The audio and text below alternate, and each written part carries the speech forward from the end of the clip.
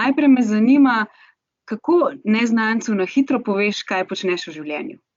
Jaz rada uporabljam v bistvu besedo, ki jo uporabljamo tudi na IPES-u za eno našo novo kampanjo, in sicer strokovnjakinja. Jaz se pač specializiram za določeno področje Vzhodne Azije in na doktoratu, pri raziskovalnem delu, pri asistentskem delu. Potem druga moja plat, se pravi tudi pri svetovalnem delu, pomagam podjetjem pri internacionalizaciji v zasebnem sektorju, tudi simbiozi med drugim.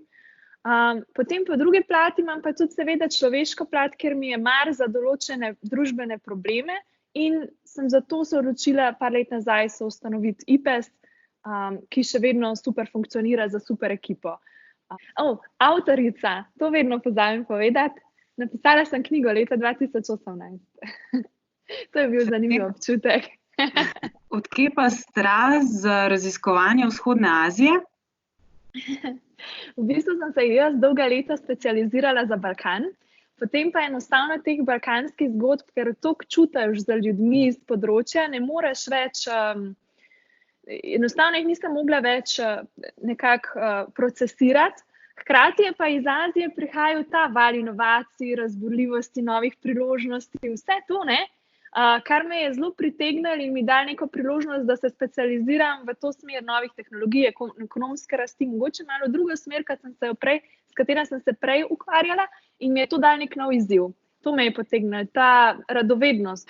Nina, vpeta si v mednarodno okolje, študiraš mednarodne odnose. Kakšne liderje pa potrebujemo na globalni ravni, na čelu organizacij, kot je OZN, Evropska unija? Ja. Zelo dobro vprašanje, sploh v tem času, kako bi rekla, krize multilateralizma. Sama sem se o tem veliko sprašvala in odgovor sem dobila predvsem, ko sem gledala ljudi, ki jih dejansko jaz v svoji okolici spoštujem, in mislim, da so to ljudje, ki so empatični in imajo smisel za skupno naslavljanje nekih globalnih težav. Ker živimo v času nekih resnično skupnih problemov, ki jih ne more reševati samo ena država, samo ena organizacija, en človek, ampak so to ljudje, ki imajo širino, da povežejo te različne deležnike skupaj. In jaz mislim, da je to vloga liderja, da pripelje skupaj pravo ekipo na mikroravni ali pa na globalni ravni.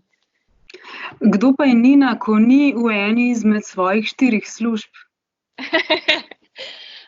Nina ima psa, Skaja, mešanca med labradorcem in zlatim prinašalcem, familijo, družino, ki mi 100% stoji ob strani, super prijatelje, učim se igrati kitaro, ne gre mi najboljše, pa vsako leto vandram po Dalmaciji.